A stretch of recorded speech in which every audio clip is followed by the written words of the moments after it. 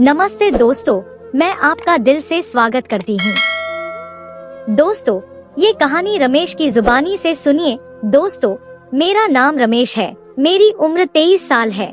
मुझसे बड़ी 3 बहनें हैं और मैं 3 बहनों का इकलौता भाई हूँ। मैं अपने माँ बाप का बहुत लाडला हूँ। मेरे माँ बाप ने बचपन से ही मेरी हर ख्वाहिश पूरी की है। मेरे पिता 2 साल पहले हार्ट अटैक की वजह से मर गए थे। इसी वजह से घर की सारी जिम्मेदारी और बहनों की शादी की जिम्मेदारी थी और मेरे सर पर आ गई थी। मैंने अपनी बहनों की शादी करने में देर नहीं लगाई। पहले मेरी बड़ी बहन का रिश्ता आया, फिर उसके बाद छोटी बहन का। 1 साल के अंदर मैंने अपनी दोनों बहनों को विदा कर दिया। अभी मेरी एक बहन रह गई थी, उसके लिए भी एक अच्छा रिश्ता तलाश कर रहा था। मैंने पढ़ाई छोड़कर काम करना शुरू कर दिया। मेरी माँ भी मुझसे बहुत प्यार करती थी, मेरा बहुत ख्याल भी रखती थी। मैं जब मन को कहता कि मैं शहर से बाहर चला जाता हूँ काम करने के लिए, तो उन्होंने मुझे भेजने से साफ इनकार कर दिया। मुझे नहीं मालूम था कि माँ मुझे घर से बाहर क्यों नहीं जाने देती थी। यह तो बचपन से ही था कि रात को माँ मुझे कहीं नहीं जाने देती थी, लेकिन जब मैं बड़ा हुआ तब भी माँ मुझे बहुत कम बाहर जाने देती थी। एक दिन मैंने यूं ही माँ से पूछा कि माँ, आपको क्या हो जाता है जब मैं बाहर जाता हूँ रात के वक्त। माँ मुझसे कहती कि बस एक वजह है जिसकी वजह से मैं तुम्हें घर से बाहर नहीं जाने देती। मैं तो माँ की बात सुनकर खामोश हो जाता था। अभी मेरी एक बहन और कुंवारी थी, मगर मेरी माँ अभी तक मेरी शादी नहीं करना चाहती थी। मैं कभी कभी सोचता हूँ कि माँ को तो अपने बेटों की शादी का बड़ा शौक होता है, मगर मेरी माँ को तो अभी तक मेरी शादी की कोई फिक्र भी नहीं किया थी। मैं तो बस माँ की इन पाबंदियों में फंस कर रह गया था। मैंने गहरी सांस ली। रात के वक्त मैं कमरे में बैठा हुआ था। अचानक ही मेरी तबीयत खराब लगने लगी। मुझे घबराहट होने लगी और बेचैनी भी होने लगी। ऐसा लग रहा था जैसे मेरा दम घुट रहा है। मैं कमरे से बाहर आ गया। माँ अभी तक जाग रही थी। पहले तो कभी माँ इतनी रात तक नहीं जगती थी, मगर आज ना जाने क्यों जाग रही थी। मैं आगे बढ़ के माँ के पास गया तो माँ मुझे देखते ही मेरी तरफ आकर परेशानी से पूछने लगी, रमेश तुम ठीक तो हो? मैं हैरत से माँ को देखने लग गया। अभी मैंने माँ को कुछ भी नहीं बताया था कि मुझे कुछ हुआ है, तो फिर माँ को कैसे पता चल गया कि मैं ठीक नहीं हूँ? वो तो मेरे लिए परेशान ही गई। मैंने कहा माँ कुछ नहीं हुआ है, लेकिन माँ मुझसे कहने लगी, अगर कोई बात है तो बताओ। तुम इतनी रात को अपने कमरे से बाहर इस वक्त क्या कर रहे हो? तुम ठीक तो हो? मैंने माँ की तरफ देखकर इनकार में सर हिला दिया। मेरी तरफ देखकर माँ कुछ सुकून से हुई, लेकिन कोई बात तो जरूर थी। किसी वजह से मैं इतना परेशान हो गई थी। मैंने जब उनको कहा कि कुछ नहीं हुआ, तब जाकर माँ को कुछ सुकून मिला और वह कमरे में चली गई। लेकिन मुझे खुद अपनी हालत का नहीं पता था कि मुझे क्या हो रहा था। कुछ भी समझ नहीं आ रहा था। काफी देर तक मैं बाहर ही टहलता रहा। फिर मैं अपने कमरे में आ गया और लेट और सो गया। रात को ना जाने किस वक्त मेरी आंख खुली। मैंने देखा कि माँ मेरे पास ही थी। मैंने हैरत से माँ की तरफ देखा जो मेरे पास बैठे हुई थी। माँ को कुछ दिनों से न जाने क्यों मेरी इतनी फिक्र लगी हुई थी। मैंने हैरत से मन की तरफ देखा और कहा, माँ आप इतनी रात को यहाँ पर कैसे और क्यों मेरे पास बैठी हुई हो? आप अभी तक सोए नहीं, अब आप सो जाओ। माँ अपने कमरे में जाकर मैं ठीक हूँ। माँ ने मेरी तरफ देखा और कहने लगी, मुझे तुम्हारी फिक्र हो रही थी। मैंने कहा, क्यों, मुझे क्या हुआ है? मैं तो बिल्कुल ठीक हूँ, आप आराम से जाकर सो जाओ। उन्होंने मुझसे कहा, ठीक है मैं चली जाती हूँ, तुम अपना ख्याल रखना। तो माँ उठकर कमरे से चली गई। मुझे ऐसा लग रहा था जैसे मुझे बुखार हो रहा है और मेरे सर में बहुत तेज दर्द हो रहा था। अगले दिन तक मुझे बहुत तेज बुखार हो गया। माँ ने मुझे कहा कि वह किसी तांत्रिक बाबा से मेरे लिए कुछ ले आएंगी। मैंने माँ से कहा, क्यों, मुझे ऐसा क्या हो गया है? पहले भी तो बुखार हो जाता था, तांत्रिक बाबा के पास जाना जरूरी है क्या? तभी माँ ने मुझे डांट कर खामोश कर दिया और जबरदस्ती मुझे उसे तांत्रिक के पास ले गई। वह बाबा मुझे अजीब सी नजरों से घूर रहा था। उसने मुझे एक गिलास पानी का दिया। जैसे ही मैंने वह पिया उसके बाद मुझे कोई होश नहीं रहा। जब मेरी आंख खुली तो मैं कमरे में अकेला था। माँ भी कमरे में नहीं थी।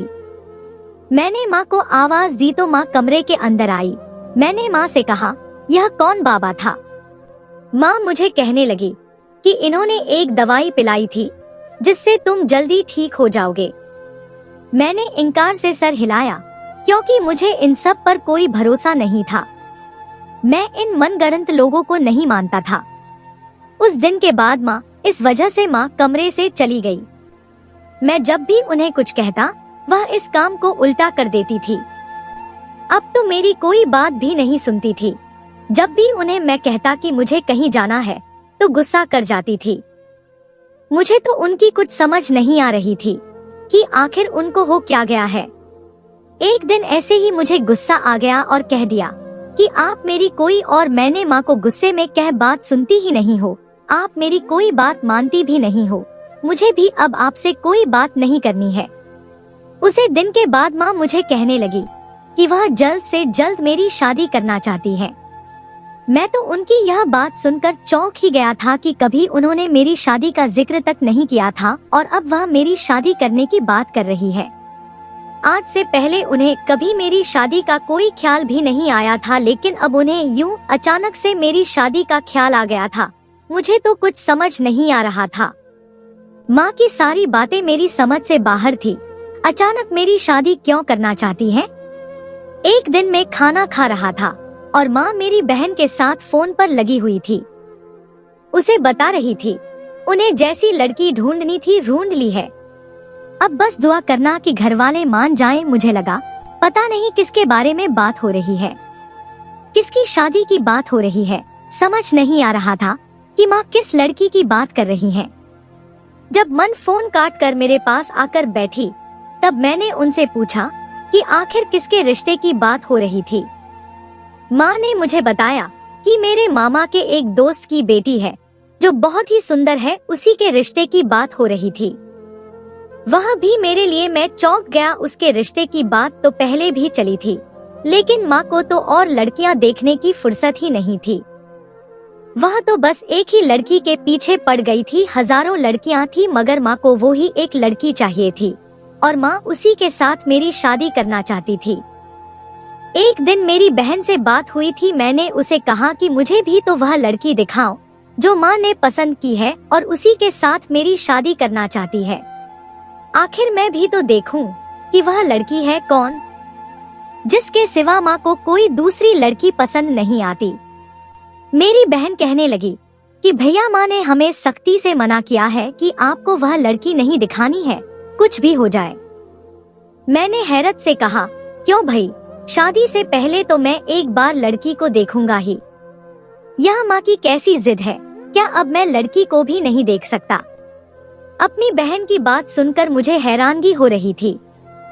वह मुझे सख्ती से मना कर रही थी कि कुछ भी हो जाए लड़की नहीं दिखानी है भैया को। आखिर यह क्या बात हुई थी? मेरी जिसके साथ शादी होनी है उसे देख भी नहीं सकता। यह बात बहुत अजीब थी। मुझे इस बात का मतलब बिल्कुल भी समझ नहीं आ रहा था। मैं कोई पागल था जो बिना देखे ही लड़की से शादी कर लेता। रात का वक्त था। मैं कमरे में बैठा हुआ था। मुझे कुछ समझ नहीं आ रहा था कि मैं क्या करूं। आखिर में मैं उठा और माँ के कमरे में चला गया। वह मुझे देखकर कहने लगी, क्या हुआ है? तुम परेशान लग रहे हो। मैं माँ के पास जाकर बैठ गया और मैंने माँ को कहा, मुझे बताइए आप मेरी शादी किसके साथ शादी कर रही हैं? मुझे उस लड़की को देखना है। माँ मुझे देखकर कहने लगी, क्या हो गया है अचानक से तुम्हें? मैंने बस एक बार कह दिया ना कि जिस लड़की के साथ मैं तुम्हारी शादी करना चाहती हूँ तुम उसे नहीं देख सकते। मैंने हैरत से कहा, क्यों नहीं देख सकता? कोई तो वजह होगी। लेकिन माँ ने मुझे कहा कि वह मुझे किसी भी कीमत पर नहीं दिखाएंगी। मुझे कुछ समझ नहीं आ रहा था कि माँ को क्या कहूँ। मैं अपने कमरे में आ गया और सोचा, चलो जब शादी होगी मैं तभी उस लड़की को देख लूंगा कि आखिर मेरी माँ ने मेरे लिए कौन सी हूर परी पसंद की है जो उन्होंने मुझे दिखाई तक नहीं। और इसी से मेरी शादी भी करवाने वाली है। माँ मेरी शादी की तैयारी कर रही थी। माँ को न जाने अब अचानक से मेरी शादी की क्या जल्दी थी। धीरे धीरे मेरी शादी का वक्त आ गया और आज मेरी मेहंदी की रस्म थी। लेकिन माँ मुझे अपनी शादी से कुछ खुश नजर नहीं आ रही थी, वह मुझे परेशान परेशान सी लग रही थी। मैंने माँ से पूछा भी कि आपको क्या हुआ है, लेकिन उन्होंने मुझसे मना कर दिया कि उन्हें तो कुछ भी नहीं हुआ है। जब फंक्शन खत्म हुआ तो मैं कमरे में आ गया। मुझे ऐसे लग रहा था जैसे मेरा दम घुट क्या हो रहा था। मैंने पानी पिया मगर रहा है मुझे ना जाने क्या हो रहा था, फिर भी ना जाने क्या हो रहा था। मैं माँ के कमरे में गया, मुझसे चला तक नहीं जा रहा था। मैं बहुत मुश्किल से माँ के कमरे तक गया। माँ मुझे देखकर हैरान हो गई थी और कहने लगी, क्या हुआ है, क्यों परेशान हो तुम? मैंने माँ को कहा, मुझे ना जाने क्या हो रहा है, मुझे कुछ समझ नहीं आ रहा कि मैं क्या करूं। मेरी तबीयत कुछ ठीक नहीं लग रही थी। माँ मुझे परेशानी से पूछने लगी कि क्या हुआ है, कुछ तो बताओ। मैं वहीं पर माँ के पास बैठ गया और गहरी सांस लेने लग गया। माँ मुझे कहने लगी, परेशान मत हो बेटा, कुछ नहीं होगा। माँ ने अलमारी में से मुझे कुछ बोतल निकाल कर दी और कहने लगी कि यह पानी पी लो। मैंने माँ को हैरत से देखा और कहा कि यह पानी किसने दिया है आपको? माँ ने कहा, यह तांत्रिक बाबा ने दिया है। माँ की बात सुनकर मैंने गुस्से में कहा, मुझे नहीं पीना। जब आप जानती हैं मुझे इन सब बातों पर यकीन नहीं तो मैं क्यों पीऊं? तो फिर माँ मुझे कहने लगी कि एक बार पी लो, कुछ नहीं होता। माँ की बात सुनकर मैंने पी लिया और माँ ने मुझे मेरे कमरे में भेज दिया। मैं कमरे में आ गया और वहाँ पर आकर लेट गया। अब मुझे कुछ सुकून मिल रहा था और मैं सो गया। फिर मेरी पूरी रात आँख नहीं खुली, सुबह के वक्त ही खुली। आज मेरी बारात थी और मेरा मूड भी काफी फ्रेश पर सा लग रहा था। पहले तो मुझे थोड़ी कमजोरी सी लग रही थी, लेकिन बाद में सब ठीक हो गया। जब मैं कमरे से बाहर निकल तो माँ आंगन में ही बैठी थी। माँ मुझे कुछ परेशान लग रही थी। सुबह सुबह ना जाने माँ किधर जा रही थी, मुझे तो कुछ समझ नहीं आ रहा था। काफी वक्त बाद माँ घर को वापस आई थी। जब मैं उनसे पूछा आप कहाँ गई थी तो उन्होंने मुझे कुछ नहीं बताया। मैंने गुस्से से कहा, आप मुझे कुछ भी नहीं बताती। आखिरकार मेरी शादी हो गई और हम दुल्हन को विदा कर घर ले आए, लेकिन ना जाने क्यों मैंने अभी तक उस लड़की को नहीं देखा था और मेरा कमरे में जाने को दिल भी नहीं कर रहा था। आखिर जाना तो था ही। थोड़ी देर बाद मैं कमरे में गया, सामने ही वह बेड पर घूंघट ओढ़ कर बैठी हुई थी। मैं उसके पास जाकर बैठ गया, काफी देर बैठा रहा। आखिर मैंने हिम्मत करके उसका घूंघट उठा ही लिया, लेकिन मैं तो उसको देखा ही रह गया। वह बहुत ही खूबसूरत थी। मैं उसके चेहरे से नजर नहीं हटा पा रहा था। वह भी मेरी तरफ ही देख रही थी, जैसे वह मुझे देखकर कुछ रहेगी। फिर उसने मुझसे कहा कि मैंने आपको पहले भी कहीं देखा है। मैंने मुस्कुराते हुए कहा, कहाँ देखा है? मैं तो आपको पहली बार देख रहा हूँ। मैंने तो आपको पहले कभी नहीं देखा। वह मेरी यह बात सुनकर मुस्कुराई। वह मुझे बहुत अच्छी लग रही थी। उसकी बातें करने का अंदाज भी बहुत अच्छा था और उसकी आवाज भी बहुत खूबसूरत थी। अगले दिन माँ ने मुझसे पूछा, लड़की अच्छी लगी तुम्हें? माँ की बात सुनकर मैंने शर्माते हुए सर हिला दिया। कुछ दिन बाद मैंने अपनी पत्नी में एक अजीब सी बात महसूस की कि रात के वक्त वह कमरे में बेचैन हो जाती थी, जैसे उसका दिल बाहर जाने को करता था। मुझे समझ नहीं आती थी कि उसे क्या हो जाता है। कभी कभी वो मुझसे कहती कि मेरा दिल घबरा रहा है, मैं बाहर जा रही हूँ। वह छत पर चली जाती थी। उसके जाने के बाद मैं अंदर ही बैठा रहता था। आज भी वह कमरे से बाहर थी। मैं मोबाइल यूज कर रहा था कि अचानक से मुझे उसकी चीख सुनाई दी और मैं घबरा गया। मैं एकदम से उठा और कमरे से बाहर गया। वह मुझे कहीं नजर भी नहीं आ रही थी। मैं सोच में पड़ गया कि ना जाने उसकी आवाज कहाँ से आ रही है। उसकी आवाज कहाँ से आई? मैं ऊपर छत की तरफ गया, तब मुझे हैरत हुई, वह छत पर बेहोश पड़ी हुई थी। मैंने उसको उठाने की कोशिश की, उससे कहा होश में आओ, लेकिन वह नहीं उठी। मैं उसे गोद में उठाकर अपने कमरे में ले आया और जल्दी से माँ को बुलाया। उसे देखकर माँ बहुत परेशान हो गई थी। ना जाने उसको क्या हो गया था। माँ कहने लगी, ज्यादा परेशान होने की जरूरत नहीं है, बस तुम उसे ऐसे ही छोड़ दो, सुबह तक खुद होश में आ जाएगी। मैंने हैरत से माँ की तरफ देखकर कहा, क्या हो गया है आपको? मैं इसे ऐसे ही छोड़ दूं? मैंने गुस्से में कहा, मैं इस अस्पताल लेकर जा रहा हूँ। लेकिन माँ ने मुझे लेकर जाने से मना कर दिया। मुझे समझ नहीं आ रहा था कि माँ क्यों मना कर रही है। माँ के इतना मना करने पर मैंने उनकी बात मान ली और कमरे में बैठा रहा। माँ चली गई थी। मैं अपनी पत्नी के पास बैठ गया, उसके चेहरे की तरफ देख रहा। कुछ हो रहा था, ना जाने क्यों उसकी था। मेरे दिल में कुछ हो रहा था ना, हालत अजीब सी हो गई थी। उसके चेहरे का रंग भी उड़ा हुआ था। काफी टाइम में बैठा रहा, मुझे नींद आने लग गई थी, लेकिन मैं सोना नहीं चाहता था, बस उसे ही देख रहा था। काफी टाइम बाद उसने धीरे से आंखें खोली। मैं उसके पास बैठा हुआ था। वह मेरी तरफ देखने लग गई, जैसे मुझे पहचानने की कोशिश कर रही हो। मैंने उसका हाथ पकड़कर उससे पूछा कि तुम्हें क्या हुआ है? तुम्हारी तबीयत तो ठीक है ना? वो मेरे चेहरे की तरफ देखने लगी। वह कुछ बोल नहीं रही थी, लेकिन मैं उसी को देख रहा था। अचानक उसकी आंखों में आंसू आ गए। मैंने उससे पूछा, क्या हुआ है? ऐसे रो क्यों रही हो? वह मुझे कहने लगी, मुझे क्या हुआ था। मैंने हैरत से उसकी तरफ देखा और कहा, उसका तो तुम ही को पता होगा कि तुम्हें क्या हुआ था। अगर तुम्हारी तबीयत ठीक नहीं थी तो तुम मुझे बता देती, मैं तुम्हें डॉक्टर के यहाँ ले जाता, लेकिन तुम तो छत पर चली गई। मुझे तुम्हारी चीखने की आवाज आई, तब मैं दौड़ता हुआ तुम्हें देखने चला गया। वह कहने लगी, मैं नहीं जानती कि मुझे क्या हुआ था। मैं उसके चेहरे की तरफ देखने लगा जहाँ बहुत परेशानी छाई हुई थी। मुझे तो खुद कुछ समझ नहीं आ रहा था कि ये सब उसके साथ क्या हो रहा है। वो मुझे कहने लगी, वह अपनी माँ के घर जाना चाहती है, तो मैंने उससे कहा, चली जाओ। मैंने मना कब किया, लेकिन पहले अपनी तबीयत तो ठीक कर लो। उसने मुझसे कहा कि आपकी माँ ने मुझे मना कर दिया है कि मैं कहीं नहीं जा सकती। उसकी यह बात सुनकर मैं सोच में पड़ गया था कि आखिर माँ ने उसको जाने से क्यों मना कर दिया। आज जब मैं ऑफिस से घर आया तो मेरी पत्नी किचन के कामों में बिजी थी। मैंने उसके बारे में माँ से पूछा कि वह कैसी है और घर में उसका सब लोगों के साथ व्यवहार कैसा है। माँ ने मुझसे कहा, ठीक है, अच्छी है, सबके साथ व्यवहार भी अच्छा है। माँ ने कभी मुझसे उसकी शिकायत नहीं लगाई थी। वह मुझे उसके बारे में कोई बात भी नहीं करती थी कि वह कैसी है और घर में सारा दिन क्या करती है। माँ मुझे नहीं बताना चाहती थी। मैंने सोचा चलो दोनों एक दूसरे के साथ बहुत खुश हैं। लेकिन जब भी मैं काम करके घर आता था तो मेरी पत्नी मुझे देखकर बहुत खुश हो जाती थी, लेकिन मुझे ऐसा लगता था कि जैसे मेरी गैर मौजूदगी में वह परेशान सी रहती हो। मैंने एक दिन माँ से पूछा, माँ, आप और मेरी पत्नी में कोई बात हुई है क्या? काफी दिनों से मैं देख रहा हूँ आप दोनों एक दूसरे से ठीक से बात नहीं कर रही हो।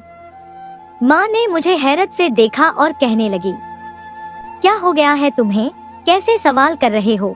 वह मेरी बेटी की तरह है, मैं क्यों उसे कुछ कहूँगी? और वैसे भी वह भी मुझे कुछ नहीं कहती, अपनी माँ समझती है। तुम बड़े अजीब सवाल कर रहे हो मुझसे। मैंने कहा, नहीं माँ, मेरा मतलब वह नहीं था, मैं तो बस ऐसे ही पूछ रहा था। ऐसा लग रहा है कि आप परेशान हो या फिर वह परेशान है। माँ ने कहा, ऐसी कोई बात नहीं है, तुम्हारी पत्नी तो बहुत अच्छी है, उसका ख्याल रखा करो, वह जिंदगी में तुम्हारा बहुत साथ देगी। माँ आजकल बहुत अजीब बातें कर रही थी, मुझसे कह रही थी कि उसका ख्याल रखो, वही तुम्हें संभालेगी और तुम्हारा ख्याल भी रखेगी, लोगों की बातों में मत आना। मैंने तुम्हारे लिए अच्छी पत्नी ढूंढी है। मुझे समझ नहीं आती थी कि वह ऐसी बातें क्यों करती है। समझ तो मुझे उसे दिन आई जिस दिन माँ का देहांत हो गया। एक दिन अचानक ही माँ की तबीयत खराब हो गई। माँ शुगर की मैरिज थी, उनकी शुगर बहुत ज्यादा हाई होने की वजह उनकी मौत का कारण बनी। मुझे तो यकीन नहीं आ रहा था कि माँ मुझे छोड़कर चली गई है। मुझे ऐसे लग रहा था मेरा सब कुछ खत्म हो गया है। मेरी बहनें भी बहुत रो रही थी, लेकिन वक्त गुजरने के साथ साथ सब अपने घर चले गए।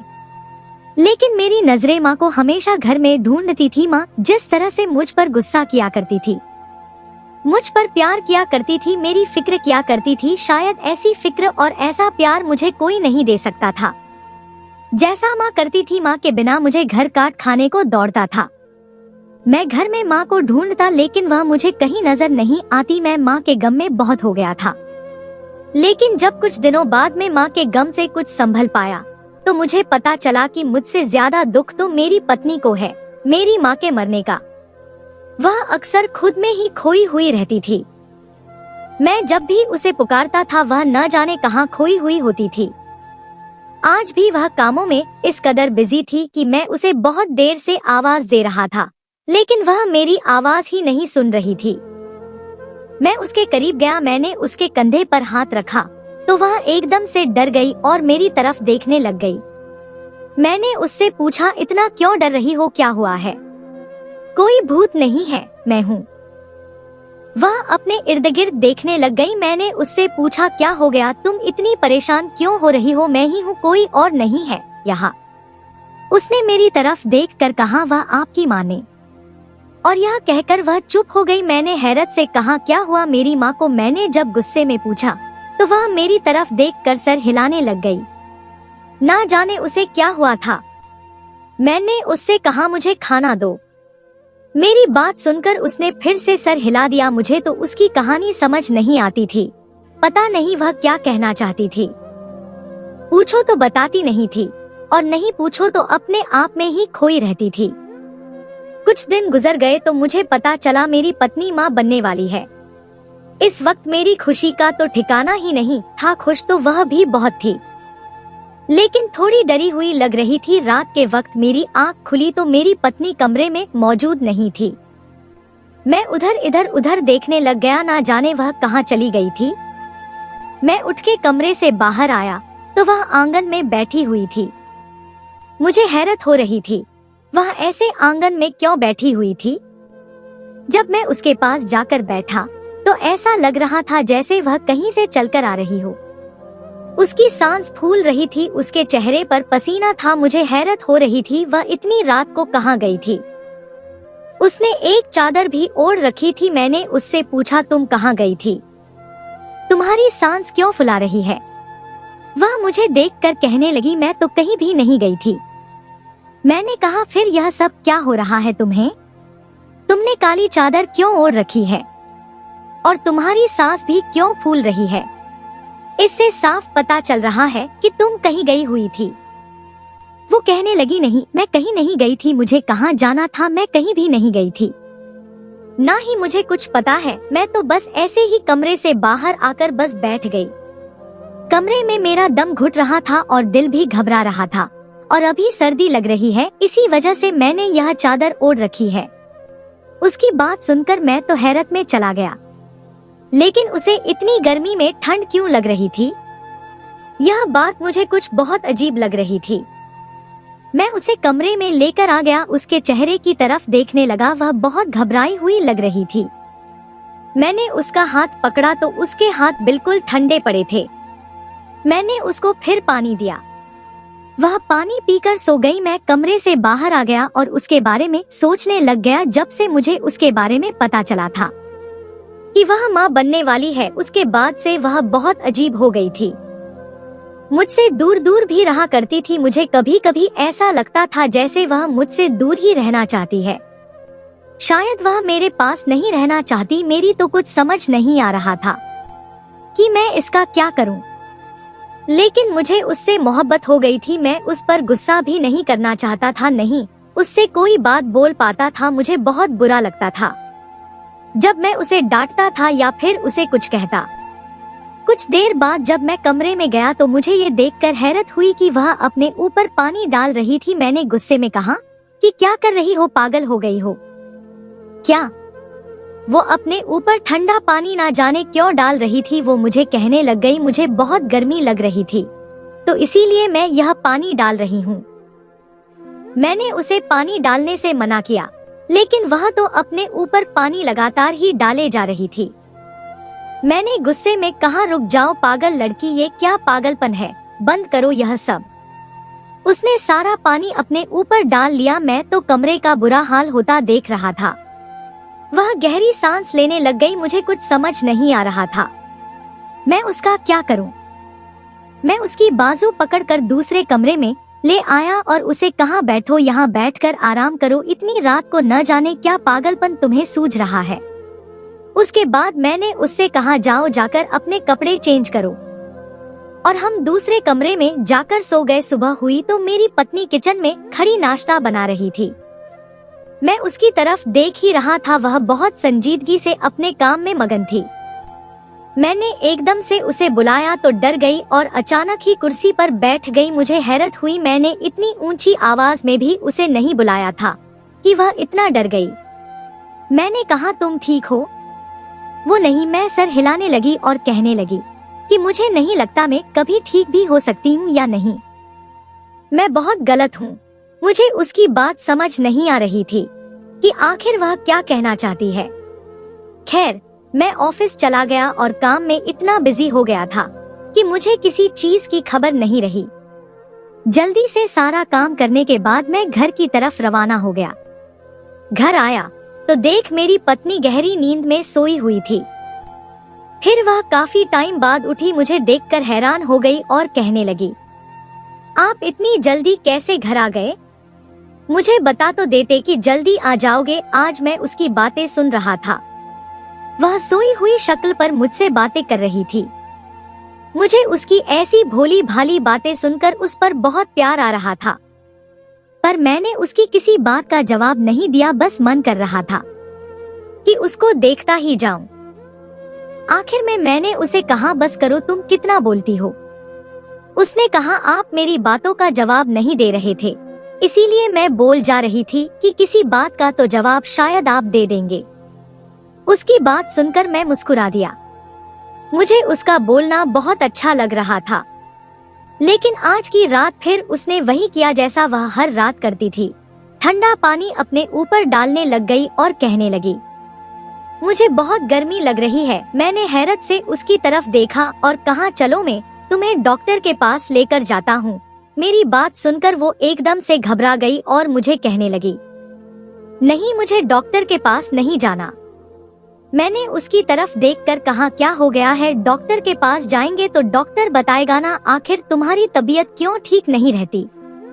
तुम्हें इतनी गर्मी क्यों सताती है? लेकिन वह तो जाने के लिए तैयार ही नहीं थी। बहुत घबरा रही थी। मैं उसे बाहर से कमरे में लेकर आया। उसकी हालत बहुत बुरी हो रही थी। मुझे तो डर भी लग रहा था। उसकी इन हरकतों की वजह से अगर बच्चे को कोई नुकसान पहुंच जाता तो। मैं फिर भी उसे दोबारा कहा कि चलो डॉक्टर के पास ले जाता हूँ। वह एकदम से गुस्से में कहने लगी, बस मैंने एक बार कह दिया ना कि मुझे डॉक्टर के पास नहीं जाना, फिर क्यों आप बार बार जिद कर रहे हो? उसने तो गुस्से में मन कर दिया, लेकिन मुझे बहुत परेशानी हुई थी। मैं घर से बाहर निकाल और मोहल्ले की ही एक दाई के पास गया और उसे घर ले आया। मेरी पत्नी उस दाई को देखकर भी परेशान हो गई और मुझसे कहने लगी कि इससे कहो यह मुझे हाथ भी नहीं लगाए। मैंने फिर भी दाई को कहा, मेरी पत्नी को देखिए क्या हुआ है इसे। वह चेक करने लग गई, मगर मेरी पत्नी बहुत घबरा रही थी। दाई ने मेरी पत्नी को बहुत ही अजीबोगरीब नजरों से देखा और वह मुझे कहने लगी, तुम अपनी पत्नी को तलाक दे दो। मैं उस दाई की बातें सुनकर गुस्से में आ गया था। उस जाहिल अनपढ़ दाई की बातें सुनकर मेरी पत्नी की एकदम से आंखें फटी की फटी रह गई। वह कहने लगी, नहीं, ऐसा नहीं हो सकता, यह तुम कैसी बातें कर रही हो, और घबराकर खूब रोने लगी। मैंने अपनी पत्नी को चुप कराया। उस दाई की बातें सुनकर मेरे तन बदन में आग लग गई। मैंने उसे बहुत बातें सुनाई और कहा, गलती हो गई जो आपको घर में लेकर आ गया। जाइए, आज के बाद इस घर में मत आना। मैंने गुस्से में दाई को भेज दिया और उसे बहुत सारी बातें भी सुनाई। मेरी पत्नी उस दिन मेरे साथ चिपक गई और रोती हुई मुझे कहने लगी, आप कभी भी मुझे मत छोड़ना। मैं हैरत से उसकी तरफ देख रहा था। वह बुरी तरह से कांप रही थी। मैंने उसे कहा, कुछ नहीं होता, मैं पास हूँ ना तुम्हारे। मैं भला तुम्हें कैसे छोड़ सकता हूँ। मैंने उसके आंसू साफ किए। ना जाने वो क्यों इतनी डर गई थी कि उसके हाथ भी कांप रहे थे। मैंने प्यार से उससे कहा, कुछ नहीं हुआ, मैं तुम्हारे पास ही हूँ। आज के बाद किसी भी दाई को घर लेकर नहीं आऊंगा। अब वो मुझे कुछ सुकून से लग रही थी। उसे तो मैं सुकून दिला दिया था, लेकिन मुझे खुद बहुत ही ज्यादा अजीब लग रहा था। उस दाई का इस तरह से कहना, आखिर वह क्या चाहती थी? उसका क्या मतलब था? उसने ऐसा भी क्या देख मेरी पत्नी में जो ऐसी बात कही? उसकी बात सुनकर मुझे अब परेशानी होने लग गई थी। मुझे कुछ भी समझ नहीं आ रहा था कि अब मैं क्या करूं और क्या ना करूं। मैं कभी अपनी पत्नी को डॉक्टर के पास ले जाने को कहता हूं तो उस पर भी वो मुझसे गुस्सा करती है। कहती है उसे कहीं भी नहीं जाना। लेकिन न जाने क्यों वह कहीं भी नहीं जाना चाह रही थी। कोई तो वजह थी जो वह किसी डॉक्टर के पास भी नहीं जा रही थी। कुछ दिन बाद जब वो उस बात को भूल गई तो मैंने उससे कहा चलो आज हम कहीं बाहर घूमने चलते हैं। वह तो बाहर जाने के लिए भी नहीं मान रही थी। मैंने उसे बड़ी मुश्किल से मनाया और उसे लेकर बाहर आ गया। थोड़ी देर बाद में उसे बातों बातों में बहने से अस्पताल तक ले गया। अस्पताल देखते ही वह बहुत घबरा गई थी और मुझे कहने लगी, आप मुझे अस्पताल क्यों लेकर आए हैं? मुझे तो घर जाना है। मैंने गुस्से में कहा अब तो तुम्हें अस्पताल ही जाना होगा मेरे साथ। मैं उसे अस्पताल के अंदर ले आया और डॉक्टर को उसके बारे में सब बता दिया। डॉक्टर मेरी पत्नी को अजीबोगरीब नजरों से देख रहे थे। जब डॉक्टर रूम से बाहर आए और मुझे देखकर कहने लगे, क्या यह आपकी पत्नी है? मैंने सीरियस होकर उनकी तरफ देखकर कहा, जी मैं लाया हूँ तो मेरी ही पत्नी होंगी। वह मुझे कहने लगे कि आपकी पत्नी का यह इलाज नहीं है, इनका तो कोई और ही इलाज है। लेकिन बाकी बातें मेरे दिमाग में बैठ गई थी। मेरी पत्नी मुझसे पूछने लगी, क्या हुआ है? डॉक्टर ने क्या कहा है? मगर मैंने अपनी पत्नी से झूठ कहा। नहीं, उन्होंने तो मुझे कुछ भी नहीं बताया, बस इतना कह रहे थे कि आपकी पत्नी काफी कमजोर है, इनका ख्याल रखा करो। वह मुझे देखे जा रही थी और कहने लगी, आप झूठ क्यों बोल रहे हो? उसकी बात सुनकर मैंने कहा, नहीं ऐसा कुछ नहीं है। फिर हम लोग घर आ गए, लेकिन फिर से उसने वही काम किया। मुझे आज गुस्सा आ गया था। मैं पानी उठाकर फेंकने लग गया तो यह देखकर मुझे बहुत हैरत हुई, जैसे पानी में किसी बूढ़े शख्स के बाल हो। मैं हैरत से वह पानी देखने लगा। वह डरते हुए मेरी तरफ देख रही थी। मैंने उसका बाजू पकड़ा और गुस्से में उसे पकड़कर कमरे में लाया और बेड पर फेंकने वाले अंदाज में बिठाया। वह डरती हुई मुझे देखने लग गई। मैंने गहरी सांस ली और उससे कहा, मेरी तरफ देखो और बताओ तुम्हारे दिमाग में क्या चल रहा है? मैंने गुस्से में कहा। उसने एकदम से मेरा बाजू पकड़ लिया और रोने लग गई। मैंने गुस्से में कहा, मुझे बताओ। वह कहने लगी, आपकी माँ ने मना किया था। मैंने हैरत से कहा, क्या मतलब, क्या मना किया था? माँ ने तुम्हें? माँ तो अब इस दुनिया से चली गई है। वह मुझसे कहने लगी, मैं सब बताती हूँ। जैसे आप हैं मैं भी वैसे ही हूँ। मैंने हैरत से कहा, क्या मतलब? मैं कुछ नहीं समझा, मैं कैसा हूँ? वह मुझे कहने लगी, आप एक तांत्रिक का इलाज करने के बाद पैदा हुए थे। मैं भी उन्हीं के इलाज से पैदा हुई थी। आपकी माँ उस तांत्रिक के पास जाकर अपना इलाज करवाया करती थी। आप भी अक्सर रातों को ऐसे ही डरा करते थे जैसे मैं डरती हूँ। उस तांत्रिक बाबा ने कहा था कि आपकी माँ को आप जैसी लड़की से ही आपकी शादी करनी होगी, और यही वजह थी जो आपकी माँ ने आपकी शादी मुझसे करवाई। शादी से पहले जैसे आपकी तबीयत खराब रहती थी वैसे ही तबीयत मेरी भी खराब रहती है। हम दोनों की हालत एक जैसी ही है। जब हमारी शादी हुई थी तब आपकी माँ ने मुझसे कहा था कि जिंदगी में कुछ भी हो जाए, कोई भी अच्छी खबर हो या बुरी हो, उस तांत्रिक के पास जरूर जाना। उस बाबा ने मुझसे कहा था। उन्होंने मुझसे कहा, अगर तुम किसी दाई के पास जाओगी या डॉक्टर के पास जाओगी तो वह तुम्हें गलत ही समझेंगे। इसी वजह से 9 महीने से पहले किसी के पास मत जाना। मैंने अपनी पत्नी की बातें सुनी और गहरी सांस भरी। अब मुझे माँ की बातों की भी और उनके रवैया की भी समझ आ रही थी कि वह मुझे क्यों उस बोतल का पानी पिलाया करती थी। उसने मुझे बताया कि यह पानी भी उन्होंने ही उसको डालने के लिए कहा था। वह बताते हुए बहुत रोने लग गई थी। मैंने उसे अपने सीने से लगा लिया और कहा, रोना बंद करो। सॉरी, मैं तुम्हें गलत समझ बैठा था। वह बुरी तरह से रोए जा रही थी। मैंने उसके आंसू साफ किए और फिर से सॉरी कहा। वह मुझे कहने लगी, आप भी अपनी जगह पर बिल्कुल ठीक थे। आपकी जगह और कोई भी होता तो मुझे पागल ही समझता। मुझे लगा था कि आपकी माँ ने आपको यह सब बता दिया होगा, इसी वजह से मैं आपको कुछ बताना नहीं चाह रही थी। मैंने उससे कहा, चलो अब सब कुछ बता दिया है ना, अब कभी तुम पर शक नहीं करूंगा। उसके बाद मैं उसका बहुत ख्याल रखता था। फिर हमारे घर एक बहुत प्यारी सी बेटी ने जन्म लिया और हम अपनी जिंदगी में बहुत खुश हैं। तो दोस्तों, यह थी हमारी आज की कहानी। आपको सुनकर कैसी लगी हमें कमेंट करके जरूर बताएं और हमारी वीडियो को ज्यादा से ज्यादा अपने दोस्तों में शेयर करें और हमारे चैनल को भी सब्सक्राइब कर लें ताकि आने वाली वीडियो का नोटिफिकेशन आप तक तुरंत पहुंचे। मैं मिलती हूं आपसे अगली वीडियो में, तब तक के लिए धन्यवाद।